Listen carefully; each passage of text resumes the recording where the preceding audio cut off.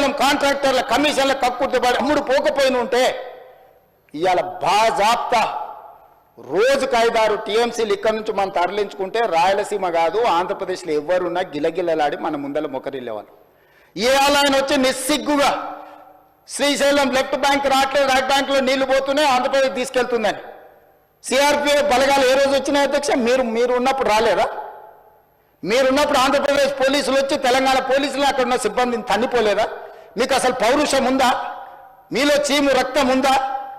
ఆంధ్రప్రదేశ్ నుంచి పోలీస్ సిబ్బంది వచ్చి తెలంగాణ సిబ్బందిని తన్నిపోతే కూడా సిగ్గు లేకుండా ఫామ్ హౌస్లో పండుకున్న మీరు ముఖ్యమంత్రి, మీరు ప్రభుత్వం ఉన్నప్పుడు సిఆర్పిఎఫ్ బలగాలు తిష్ట వేస్తే నాగార్జున సాగర్ ప్రాజెక్టు మీద మన్ను తిన్న పాముల్లాక ఉన్న మీరు ఈరోజు మమ్మల్ని తప్పుపట్టి మీరు చేసిన పాపాలు అన్నిటిని మా నెత్తి మీద నెట్టేసి నోరు ఉంది కదా అని వాగి మమ్మల్ని తప్పుపట్టాలనుకుంటున్నారా?